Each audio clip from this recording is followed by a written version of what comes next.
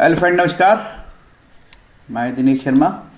आज आपको नवम शनि के विषय में बताना चाहता हूँ। किसी जातक की कुंडली में यदि नवम भाव में शनि हो, जिसे पिता भाव, धर्म भाव भी कहा जाता है, किस प्रकार के फलित होंगे सैटर्न इन 9th हाउस। ठीक है। इसके पहले कि मैं वो सभी व्यूवर्स को और भाइयों को, बहनों को धन्यवाद देना चाहता हूँ जो अष्टम शनि में कमेंट करें और ये बताएं कि अष्टम शनि से स्किन डिसीजेस होता है। ये बात सही है, कई मामलों में ऐसा पाया गया है। और ख़ासकर मकर लगन में, तो जो कि मकर लग्न है, लग्नेश यदि शनि अष्टम स्थान पे जाता है तो स्किन डिसीजेस होता है। और स्किन जो डिसीज है, आप ज्योतिष में बुध उसका कारक होता है, त्वचा का, है ना। ऐसे जातकों के लिए विष्णु सहस्त्रनाम, बुध को प्रसन्न करने के लिए विष्णु सहस्त्रनाम का पाठ जरूर करना चाहिए, क्योंकि स्किन डिसीजेस की मामला यदि है तो। सभी को पुनः धन्यवाद करता हूँ कि आपने मुझे वीडियो में मेरी बोली बात को सीरियस लिया। उसमें से एक दो जो जातक के साथ तो वो एस्ट्रोलॉजी से इंटरेस्ट काम करते हैं और कुंडली देखते भी हैं, तो उन सज्जन को भी मैं प्रणाम करता हूँ। आपने ध्यान दिया, क्योंकि ज्योतिष से जीवन नहीं चलता, ज्योतिष से पेट नहीं भरता है। थोड़ा उसकी आर्थिक मदद हो जाए वो अलग मैटर है। सिर्फ ज्योतिष को पकड़ के ही सोचे कि कोई व्यक्ति अपना जीवन चला ले, बहुत मुश्किल है। आगे चलते हैं। ये हम यदि शनि नवम भाव में शनि की बात हम कर रहे हैं, उसके पहले मैं गीता के एक श्लोक पे थोड़ी सी चर्चा करता हूँ। ज़्यादा मुझे तो बहुत ज्ञान नहीं है। गीता का 16वां जो अध्याय है, उसमें श्लोक नंबर 1 अभय से स्टार्ट होता है। अभयम, फियरलेसनेस, अभयम। और हम चलते हैं आगे, वो अभयम की थोड़ी सी बात कर लेते हैं। अभय, कौन अभय हो सकता है? अध्याय 16 में देवी अर्थात आसुरी स्वभाव का वर्णन किया गया है, तो उसी में वो अभय से स्टार्ट होता है। अभ्यम सत्य संशुद्धि ज्ञान योग व्यवस्थिति दानम दमस्य यज्ञस्य स्वाध्याय स्तप आर्जवम अहिंसा सत्य क्रोध त्याग शांति प्रश्नम दया भूतेश्व लोलुप्तम मार्दम हीर चापलम तेज क्षमा धरती शौचम द्रोहो नातिमानिस्ता भवंती सम्य देवी रभिजातस्य भारत। ये जो लक्षण है, देवी लक्षण और आसुरी लक्षण, उसमें जो अभय है ना, अभय क्या है जानते हो? अभय जो है दैवी गुण है, अभय। ठीक है। तो ये जो अभय ऐसे ही नहीं मिलता है। जो व्यक्ति उल्टा सीधा काम नहीं करता, चोरी चमारी नहीं करता, उसको राहु नहीं डराता, गुरु नहीं डराता, शनि नहीं डराता। आप उल्टे सीधे काम करते हो, गलत कामों के बाद आपको तकलीफ होती है, या फिर जो कि कुछ व्यक्ति तो उल्टे सीधे काम करते ही नहीं, उसको तकलीफ होती है, तो उसका तो प्रारब्ध है भाई, उसका जो संचित कर्म है उसका वो भोगमान भोग रहा है। ठीक है। क्योंकि वीडियो बनाने के पहले मैं अभी मैं किताब पढ़ रहा था राव साहब की, हिंदू ज्योतिष में कर्म और पुनर्जन्म। ठीक है। तो उसमें बताया है कि ज्योतिषियों की भी कभी कभी दशाएं इतनी खराब होती है, और ज्योतिषियों की कुंडली में गुरु राहु चंडाल योग होता है। अब कोई ज्योतिषी के खुद कुंडली में गुरु और राहु का चंडाल योग है, उसका गुरु बिगड़ा हो, तो वेदांग ज्योतिष जिसका प्रतीक है गुरु, तो उसका कारक है। ज्योतिष वेद धर्म का यदि कोई कारक है तो गुरु है। किसी ज्योतिषी का ही गुरु बिगड़ा हो तो वो काल सर्प योगी बताएगा, और वो उल्टा ही काम करेगा, वो सब नगनगिनियाँ बता के लूटपाट ही करेगा। तो ये खास बात राव साहब की किताबों से हमको पढ़ने को मिलती, इसीलिए हम आदरणीय राव साहब का नाम लेते हैं, प्रणाम करते हैं कि हमको कम से कम ये चीज़ बताई। और ईश्वर की कृपा से मेरा गुरु ठीक ठाक है, धनु राशि 9वें स्थान पे बैठा है, इसीलिए मैं खुद कभी भी इस ज्योतिष को ना धंधा बनाता ना मैं लूटपाट करता। ठीक है। और मैं करूँगा भी नहीं। अब ग्रह भी नहीं करने देंगे, मैं चाहूँगा भी तो नहीं कर पाऊँगा। क्यों? नवम गुरु कहाँ चोरी चमारी करवाएगा आपको, मैं चाहूँगा भी तो नहीं कर पाऊँगा। ठीक है। चलते हैं तो नवम शनि के बारे में जानते हैं। नवम जो शनि है, सभी लग्नों का ये फल है, जो शास्त्रीय मत है वही बताए जा रहे हैं, अपने तरफ से कुछ नहीं जोड़ा जा रहा है। नवम भाव, जिसको धर्म भाव कहता है, क्योंकि हमारा पूरा ज्योतिष आध्यात्म पर टिका है। ठीक है। और सब पूरा प्रारब्ध कर्म का भोगमान ही हमको शनि के माध्यम से, राहु के माध्यम से ग्रह देते हैं। ग्रहों का ऐसे आदेश है कि जिन्होंने जो कर्म किया होगा उसको इस जन्म में आप उस प्रकार से फलित करिए और करिए, तो वो सब चलता रहता है। ठीक है। ज्ञानम गुरु कालन से दुखम, ज्ञान गुरु है, वेद ज्ञान है। जिसका गुरु खराब हो जाएगा वो जो है धर्म कर्म में उसका दिक्कत हो जाएगा। गुरु के साथ राहु होने से क्या होता है, जो गुरु के कारकत्व में कमी आ जाती है, और राहु तो राहु है, राहु के कारकत्व में बढ़ोतरी हो जाती है, तो राहु हावी हो जाता है, और गुरु जो है ज्ञान की बात है, कमजोर हो जाती है। अब जिसका गुरु बहुत पीड़ित हो, जिसका बुध बहुत पीड़ित हो, उसकी शिक्षा भी बाधित हो जाती है। ठीक है, गुरु और बुध से ही तो शिक्षा चलती है। जिसकी कुंडली में गुरु और बुध पीड़ित हो गया उसका एजुकेशन। और कई बार तो ऐसा होता है कि उसकी कुंडली में बेचारा गुरु और बुध बहुत अच्छा है मालूम है, लेकिन उसको दशाएं बहुत गंदी मिली, तो उसको एकेडमिक पढ़ाई बहुत अच्छे से नहीं हो पाती, जैसे तैसे पढ़ लेता। एक जातक ने बताया कि साहब मैंने तो फर्स्ट ईयर में छोड़ दिया, बस उसको दशाएं क्या मिली, 12वें स्थान की दशा मिल रही है, 6वें स्थान की दशा मिल रही है, अष्टमेश की दशा किसी बच्चों को मिल जाए जन्म के साथ, अष्टमेश की दशा 20 साल की मिल जाए, शुक्र की दशा मारक स्थान की मिल जाए 12वें की, तो पढ़ नहीं पाते। इन लोग अपने जीवन में थोड़ी बहुत पढ़ाई तो कर लेते। अब चूंकि सरकार तो सबको डंडा मार के पढ़ा रही है और माता पिता भी सबको डंडा मार के पढ़ा रहे हैं, अब तो हम ये नहीं कह सकते कि भैया ये व्यक्ति अनपढ़ होगा, जाहिल होगा, गंवार होगा, सब पढ़ रहे हैं भैया बड़े बड़े स्कूलों में। ठीक है, लेकिन कोई व्यक्ति एकेडमिक रुझान होगा और सही में पढ़ाई का यूटिलाइज करेगा, वो अलग मैटर है। तो गुरु और बुध अच्छा होगा तो निश्चित रूप से उसकी पढ़ाई बहुत अच्छी होगी। ठीक है, तो ये सब कुंडलियों में देखा जाता है। और पूरा ज्योतिष जो है ना अध्यात्म पे टिका है, प्रारब्ध पे टिका है, तो चोर उचक्कों के लिए नहीं है भैया ज्योतिष। ठीक है, चलते हैं अपनी बात तो यहाँ से अपन करते हैं बात, अपन ध्यान देते हैं 9वें गुरु की। 9वें भाव में यदि शनि हो तो किस प्रकार के फलित हो सकते हैं, हमको सिर्फ वही बात खासकर करनी है। तो ये भी जान लेते हैं हम कि यदि किसी के जातक का 9वां शनि होगा तो 9वें स्थान पर शनि इस तरीके से विराजमान होते हैं। और ये तीसरी दृष्टि है, तीसरा भाव नहीं लिखा है ना, शनि की 3 दृष्टि होती है। तो पहली दृष्टि यदि 9वें भाव में बैठेगा तो ये 11वें लाभ भाव में देगा, तो लाभ में कमी करेगा। ठीक है, और यहाँ पे देखा 7वें भाव में, तो भाइयों से संबंध खराब हो सकते हैं। और जो है तीसरे भाव के जो कारकत आप पढ़ लीजिए उसमें कमी हो सकती है, सास में कमी हो सकती है, भाई बहनों से अच्छे संबंध नहीं हो सकते हैं। ठीक है, ये भाइयों को कोई हानि हो सकती है। और ये यहाँ पे 6ठे भाव में दृष्टि दे रहे हैं, 10वीं दृष्टि, तो कोर्ट कचहरी, न्यायालय, विवाद, लड़ाई झगड़ा, ऋण, बीमारी के प्रतीक है। 6ठा भाव तो लड़ाई झगड़ा, कोर्ट है ना, और कंपटीशन में आप करते हो तो कोई बाधा उत्पन्न होती है, ऐसी बहुत सारी बातें हो सकती। शनि लेकिन धर्म स्थान पे बैठा है, तो सामान्यतः नियम तो ये है कि शनि महाराज जहाँ बैठते हैं उस स्थान को उतना बिगाड़ा नहीं करते, लेकिन अनुभव में ऐसा नहीं है।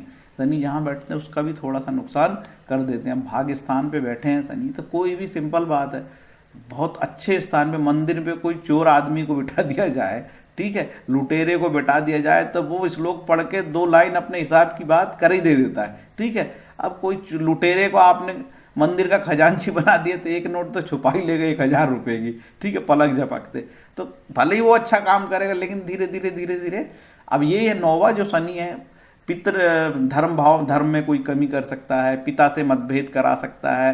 व्यक्ति बहुत मेहनत करता है और लेकिन पता नहीं कुछ चीज़ें रह जाती हैं, परिणाम नहीं हो पाते। मेन यूपीएससी का एग्ज़ाम देने जा रहा, वहाँ जाके बीमार हो गया, ऐसे बोलते हैं लक फेवर नहीं किया। ठीक है, और बस होने ही वाला था, प्रमोशन डिपार्टमेंट इंक्वायरी चालू हो गई जी, मेरी डी चालू हो गई, मेरा प्रमोशन रुक गया। एंड टाइम में कोई पहुंच गया, उसकी कोई शिकायत लेके प्रमोशन रुकवा दिया, लोकायुक्त में चला गया, परेशान करा दिया, तो भाग्य फेवर नहीं करती, वो वाली बात होती है। ठीक है, अब चलते हैं आगे।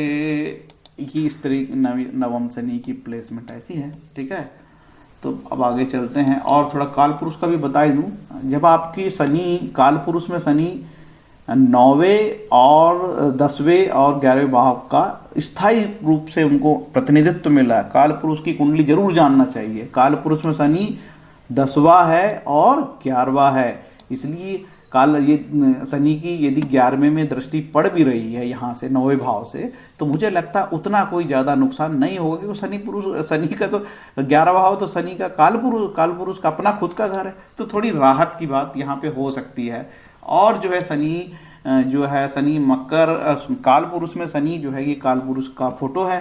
ठीक है, काल पुरुष मतलब भगवान विष्णु, तो ये भगवान विष्णु का ये पैर है कुंभ। ठीक है, तो घुटने के आसपास भाव का प्रतिनिधित्व शनि महाराज यहाँ करते हैं। तो ये तो रही बात, सामान्य सी जानकारी है जिसमें समय थोड़ा लग गया, उसके लिए मैं माफ़ी चाहता हूँ। निश्चित रूप से ये वीडियो अब बड़ा हो सकता है। ठीक है, कोई दिक्कत नहीं, शनिवार का दिन है, संडे का दिन है, छुट्टी है, सुनना ही तो है, आपको क्या दिक्कत है। तो महान ज्योतिषियों का मत है, सिंपल बताया गया है, और ये वीडियो सभी लग्नों के लिए। आपको ये जरूर जानना चाहिए कि शनि आपका किस राशि में बैठा है भाई। ठीक है, शनि आपका मकर में बैठा है कि कुंभ में बैठा है, ठीक, शनि के साथ कौन बैठा है, क्या शनि के ऊपर गुरु की दृष्टि पड़ रही है कि शनि के साथ गुरु बैठा है। तो जो फल मैं बता रहा हूँ ये तो शास्त्रीय मत है, उन्होंने ये नहीं लिखा है कि शनि वृषभ में होगा तो क्या फल देगा, उन्होंने तो सीधे बोला कि नवम शनि में ये फल देगा। तो कई बार इस प्रकार का जो प्रोडिक्शन, मैं ये इंजॉय के लिए मैं ऐसा प्रोडिक्शन कभी किसी को बताता नहीं हूँ कि नवम शनि होगा तो क्या होगा, क्योंकि जूते पड़ जाएंगे ऐसे में, तो ठीक है। वहाँ पे गुरु महाराज की दृष्टि होगी और बहुत शनि उच्च का होगा तो सब बहुत सारी चीज़ें परिवर्तित हो जाएगी। तो ये शास्त्रीय मत है, लेकिन इसमें भी कई चीज़ें सटीक बैठती है।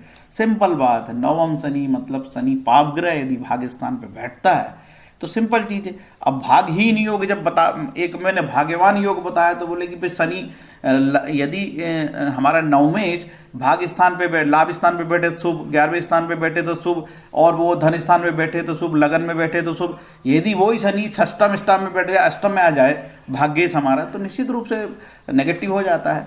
तो ये रही बात। अब आगे चलते हैं कि शनि नवम शनि में किस प्रकार का फलित हो। कहा नवम शनि बोलता है, चमत्कार चिंतामणि महाराज कहते हैं, बुद्धि तिक्त होगी, तीक्ष्ण अर्थात विषय वासना में विमुख और विरक्त होती है। मतलब बुद्धि उसकी विषय वासना से विरक्त होती है, मतलब कामुक नहीं होगा भाई वो। कुल मिला के ऐसा है कि वो धर्म का भाव है तो हो सकता है संन्यास की बात करे वो। सुख शनि दुख देकर मनुष्य को संसार से विरक्त करता है और उसकी बुद्धि विषय भोग की ओर से कटु हो जाती है। शनि महाराज जो जस्टिस है, बिल्कुल जो न्याय की बात होती है ना, वो शनि महाराज करते हैं, और जो प्रारब्ध में हमने पूर्व जन्म में करे हैं उसी की सजा देते हैं शनि महाराज। इसकी बहुत ही सम्मानीय हो जाते हैं शनि महाराज। जीवनाथ कहते हैं मित्र वर्गों से दुख होता है, सुख प्राप्ति में बाधक होते हैं, मित्र का व्यवहार शत्रुवत होता है, इनकी हरकतें कुछ ऐसी होती है जातक की कि इसके जो मित्र दुखी हो जाते हैं, इनसे अलग हो जाते हैं। यह तीर्थ यात्रा करने के लिए उद्यत और यत्नशील होता है, दानशील भी होता है, निर्मल स्वभाव का होता है। भाई देखिए, 9वें स्थान के कारकत्व, ये एक चीज और मैं बीच में बताना आपको भूल गया हूँ कि 9वें स्थान के हम कारकत्व तो नहीं बता पाए आपको, ठीक है। तो 9वें स्थान के कारकत्व तो जरूर पढ़ लेते बीच में हम जीवनाथ का बताते बताते। ये कि नवम भाव के मुख्य कारकत्व दान पुण्य, तीर्थ यात्रा, गुरुजनों की सेवा, देवताओं की पूजा, उपासना, नीति नियम, यात्रा, स्थान परिवर्तन, ट्रांसफर स्थान परिवर्तन, पिता का धन, पिता के धन से कोई विवाद हो जाए, भाग्य, पिता की प्रॉपर्टी में विवाद हो जाए, सदाचार, धार्मिक संस्था, भविष्य का पूर्वानुमान, प्रसिद्धि और दार्शनिकता, ये सारी विदेश व्यापार, ठीक है, और विदेश मंत्रालय इंटरनेशनल है, ये मंडूक ज्योतिष के लिए है। इस प्रकार से हम जाने तो ये चीज़ें भी हो सकती है ना। अब आगे चलते हैं, ये हमको जानना जरूर था कि हम इसके कारकत्व को जरूर जानना था। आगे चलते हैं।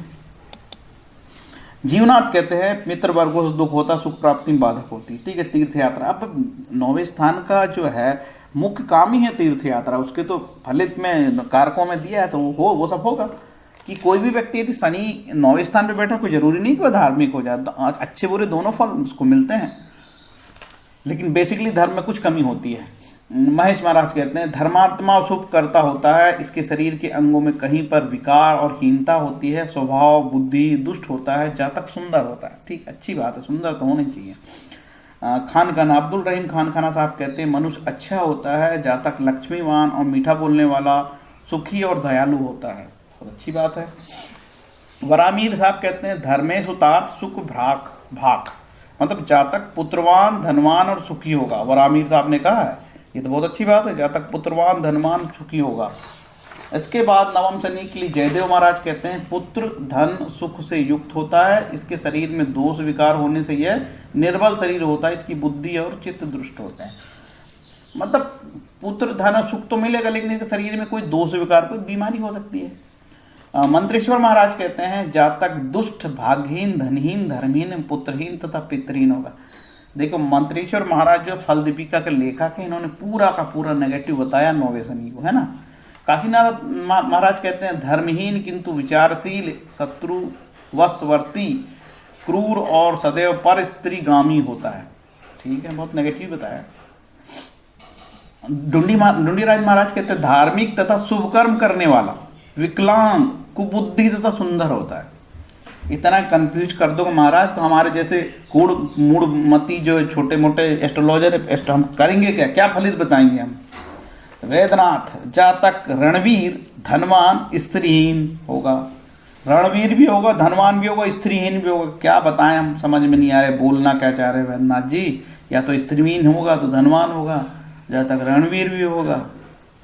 कल्याण महाराज बोलते हैं सारावली के लेखक हैं कल्याण वर्मा जी। धर्म धन भ्राता सुख से रहित होता है, इसे सुख नहीं मिलता, यह दूसरों को संताप देने वाला होता है।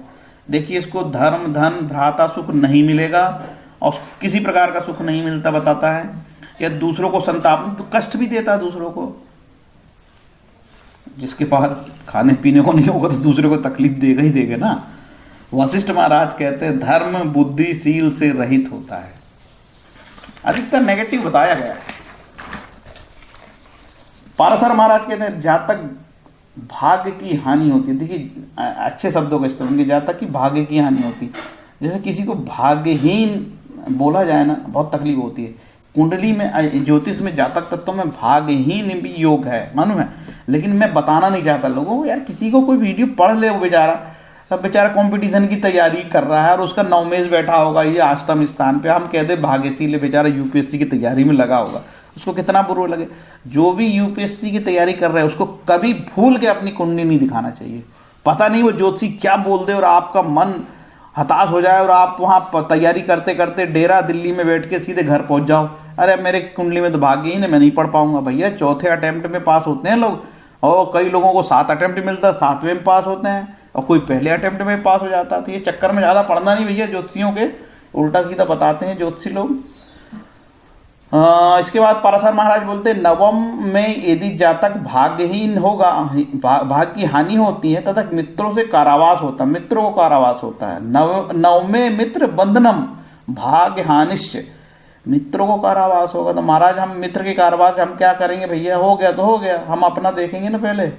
मानसागर महाराज जी कहते हैं घमंडी हो गए, दाम्भिक, धर्महीन, धनहीन, मदांध, रोगी, पिता को भी ठगने वाला तथा पापी स्त्री के वशीभूत होकर वीरहीन होने वाला होता। पिता को भी ठग ले आ रहे, बस शैतान ही होगा। पिता से संबंध खराब होते हैं धर्म के मामले में। धर्म पिता भाव में होने से पिता से थोड़े बहुत संबंध मधुर नहीं होते, लेकिन वो लग्नेश होके शुभ, अच्छा लग्नेश होके बैठे, चतुर्थेश होके बैठे, पंचमेश होके बैठे, तो भैया ऐसे तो पिता को भी गुरु मानते हैं लोग। पंचम जिसका शनि होता, कई ऐसे प्रेडिक्शन भी हमने देखे हैं, वो पिता को बिल्कुल रिस्पेक्ट करता है, पिता को ही सब कुछ मानता है। भाई लग्नेश होके बैठे, चतुर्देश होके बैठे के पंचमेश होके बैठ जाएगा तो बहुत शुभ होगा, और दसमेश होके बैठ जाएगा शुभ होगा, लाभेश होके बैठ जाएगा शुभ होगा। इस सब चीज़ों का ध्यान ज्योतिषी को रखना चाहिए, अंड नहीं बकना चाहिए। गर्ग महाराज कहते हैं दाम्भिक होगा, शुभ कर्म कृत, पिता तथा देवता पर आस्था रखने वाला होता है, भाग्यहीन तथा धार्मिक होता है। ठीक है भाई। यवन जातक कहते हैं धर्म कर्म रहित, अंगविहीन, कुबुद्धि, स्थिरचित्त वाला। देखिए ये चीज आ रही, अंगविहीन होगा, हो सकता है किसी ट्रेजेडी से या जन्म के सही बाई बर्थ उसको शरीर का कोई अंग कम मिले। कई लोगों की होता है कि 6 उंगली की जगह 5 उंगली की जगह 6 उंगली होती है, या फिर हो सकता है कभी कभी किसी की 1 उंगली ज़्यादा भी हो जाती है, 6 उंगली वाले भी बच्चे होते हैं। तो हो सकता है कि कोई अंगविहीन किसी कारण हो, या फिर कोई दुर्घटनावश उसका कोई अंग, किसी कारखाने में दुर्घटना से हाथ कट जाते हैं, किसी की उंगली कट जाती है, ऐसा भी होता है। लेकिन स्थिरचित्त होगा, ये बहुत बड़ी बात है। ये स्थिरचित्त होना बहुत बड़ी बात है। गीता में कहा ना कि स्थिरचित्त कोई हो गया तो भाई प्रज्ञ पुरुष हो गया वो तो। जागेश्वर महाराज कहते हैं क्रूर स्वभाव, धर्महीन, तीर्थों में श्रद्धा, बहुत अच्छी बात, तीर्थों में श्रद्धा, आस्था न रखने वाला, पुत्र तथा नौकरों के लिए चिंतित तथा सौजन्य रहित होता है। देखिए सिंपल है, नौवा यदि किसी का शनि होगा तो धर्म कर्म में उसका इंटरेस्ट तो होगा, लेकिन वो रह के वही बताया ना मैंने कि भाई ये 500 रुपये की चोरी कर लेगा वहाँ पे चुपचाप, हो ऐसा कोई बदमाशी का काम करेगा जो अनैतिक होगा, लेकिन धर्म कर्म में उसका इंटरेस्ट होना चाहिए, होगा। हरिवंश मंद बुद्धि अर्थात मूर्ख होता है, धन ज्ञान सुख कम होता है। मुझे नहीं लगता कि कोई व्यक्ति का 9वें स्थान पे शनि हो और मूर्ख होगा, क्योंकि धर्म का स्थान है, ज्ञान का स्थान है, धर्म का ज्ञान होगा उसको। और आज के ज़माने में एजुकेशन बहुत हाई हो रहा है, बहुत लोग पढ़ रहे हैं, अरे क्या मूर्ख होगा जी। बच्चा अभी से ही कंप्यूटर हाथ में रखा हुआ है, इतना ज्ञान है उसका, तो मूर्ख तो नहीं हो सकता। गया जमाना मूर्ख होने का।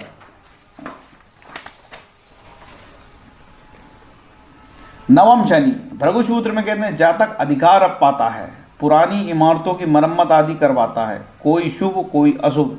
जनरली आगे चलते हैं। डॉक्टर रमन ने बोला वह कानूनी रूप से विजयी होगा, मतलब कोई कानूनी विवाद चल रहा है उसमें विजयी हो जाए। धर्मार्थ संस्थाओं का संस्थापक, विवाह विलंब से होते हैं ऐसे जातकों के, वैज्ञानिक होता है, नास्तिक प्रवृत्ति होती, तार्किक होता है, उल्लसित तथा तिरस्कृत होगा। देखिए जनरली शुभ और अशुभ दोनों फल बताए हैं, लेकिन मेरा ऐसा मानना है कि कोई धर्म स्थान पे मंदिर में किसी चोर को आप बिठा दोगे तो वो ज्ञान की बात करेगा, लेकिन जो है शैतानी उसके मन में रहेगी, ऐसा आप जानना, ठीक है। क्योंकि धर्म जैसा पवित्र स्थान पे यदि शनि जैसा ग्रह बैठता है, जो जिसका कारकत्व ही कहता है कि भाई शनि तो कारण ही दुख है, ठीक है। मैं बार बार आपको वीडियो चालू होने के मैं पहले बताता हूँ कि शनि कालनस्य दुखम, शनि जो है दुख का ही कारकत्व है। इसको कहे हैं कि शनि दुख स्वरूप है, होरा शास्त्र में लिखा है कि शनि दुख स्वरूप है, ठीक है। दुखद नाम दिया उसका, है ना। तो भैया जब जिसका कारक जो होगा, ये शनि के कारक लिखे हैं, आयु, कष्ट, दुर्गति, सुस्वास्थ्य, वेधान, दुख, विपत्ति, मृत्यु। शनि को मंद बोले, धीरे धीरे काम होता है, प्रमोशन नहीं होता, तरक्की नहीं होती। कल मैंने अष्टक वर्ग का वीडियो बनाया था, उसमें कुछ और चीज़ें मेरे को जोड़ना है, अभी मैंने ये बताना भूल गया था उसमें कि 12वें में यदि बिंदु कम होने चाहिए, ज़्यादा नहीं होने चाहिए। 12वें भाव में यदि बिंदु अष्टक वर्ग में ज़्यादा होंगे तो जितना कमाया सब निकल जाता है, ठीक है। 11वें में बिंदु ज़्यादा होना चाहिए, 12वें में कम होना चाहिए। तो इस प्रकार से ये शनि था। मैंने थोड़ा स्पीड कम कर दी है और मुझे बिल्कुल चिंता नहीं है कि वीडियो लंबा होगा कि चौड़ा होगा, क्योंकि बताने के दौरान जो बात है बताई जाएगी यार। जिसको देखना है देखे, नहीं देखना क्या देखे, कोई फर्क थोड़ी पड़ रहा है। चारों तरफ ज्ञान बट रहा है, यूट्यूब का जमाना भैया। कल मैं एक देख रहा था, एक महाराज बता रहे थे लग्न में शनि लग्न में राहु होगा तो क्या होगा, मस्त बता रहे थे। और बड़ा उनका बॉडी लैंग्वेज भी मेरे को बड़ा अच्छा लग रहा था बताने का। और एक्चुअल वो ग्वालियर के पंडित जी थे कोई, और बहुत जोरदार बता रहे थे, मज़ा आ रहा था मुझे। ऐसा लगता है यूट्यूब के कारण से हमको बहुत सारी चीज़ें देखने को मिल रही, सीखने को मिल रही। अदरवाइज़ ग्वालियर के पंडित से हम कैसे कनेक्ट हो सकते हैं, या फिर आप आप मध्य प्रदेश के किसी कोने में बैठे एस्ट्रोलॉजर से कैसे कनेक्ट हो सकते हो, या दिल्ली के एस्ट्रोलॉजर से आप कैसे कनेक्ट हो सकते हो। सिर्फ यूट्यूब ही की वजह से ही आज हम कनेक्ट हो रहे हैं और आपसे बात करते हैं। हाँ, ये सही है कि अच्छे और बुरे लोग हैं। जैसे एक चैनल में देख रहा था, वो पूरा चैनल में अंगारक दोषी बता रहा था वो। अरे बाप रे बाप, मैंने कहा कोई और व्हाट्सअप नंबर भी दिया था मैंने, पूरा उसका चैनल का विजिट किया, बस मस्त अंगारक दोस्त बता रहा था वो। तब ठीक है भी लोग ऐसे देखना भी पसंद करते हैं, कई लोगों को कई चीज़ें अच्छी लगती है, तो उसके लिए अपन कुछ नहीं कर सकते। तो ये रहा शनि अष्टम। मुझे यकीन है कि मेरी बताई बातें आपको कुछ अच्छी लगती होगी, कुछ अच्छी नहीं लगती होगी, क्योंकि सामान्यतः मनोभाव लोगों का जो है ना, हमको कोई ऐसा सटीक आप नुस्खा बता दो साहब जिससे हम छक्का मार दें, ठीक है। अब कल मैंने एक जातक की कुंडली देखा कि उसका अभी तो समय खराब आ रहा है, केतु बैठा है उसका 6ठे स्थान पे, ठीक है, और राहु है 12वां। उसका लगातार 3-4 साल तक का समय दशा खराब है। वो जातक मुझसे चाहता है कि मैं चमत्कार उसके लिए कोई बता दूँ, और उसका ग्रह दशाएं ऐसी पड़ रही है आगे कि उसके जीवन में ऐसे कोई चमत्कार मेरे को नहीं दिखता है। अब कैसे बता दिया जाए कि पंडित जी हमारा कुछ भला बता दो यार।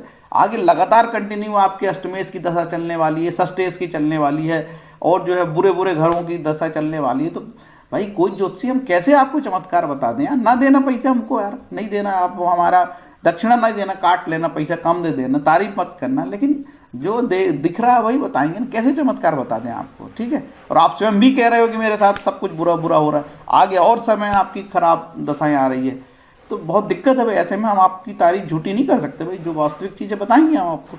और आपको एक खास बात बता दूँ, कुंडली में जब गोचर में 90% मामले में नेगेटिव होता है, 90% मामले में, ठीक है। अब शनि का गोचर 6वें 11वें शायद, और एक भूल गए मैं, 3 स्थानों पे शनि का जब गोचर की बात पढ़ोगे ना आप, तो शनि मात्र 12 में से 3 भाव में अच्छे फल बताए गए हैं। तो कुल मिला के ये हमारा प्रारब्ध भोगने हम लोग आए भैया। ये कलयुग में कोई सुखी नहीं है। और आपको यंत्र तंत्र मंत्र, ठीक है, इसमें से केवल कलयुग में केवल ईश्वर के नाम जपने से ही सफलता मिलती है। बाकी कोई बोलता है यंत्र मंत्र, तो ये यंत्र कलयुग में बहुत प्रभावी नहीं है। और बहुत बड़े बीज मंत्र भी, हमारे बहुत बड़े बड़े बीज मंत्र भी कलयुग में प्रभावी नहीं है। बहुत बड़े बड़े यज्ञ प्रभावी नहीं है। क्या प्रभावी है? ईश्वर के नाम, कलो हरि कीर्तन, गति ना अन्यथा, गतिर्ना अन्यथा। हरे कृष्ण।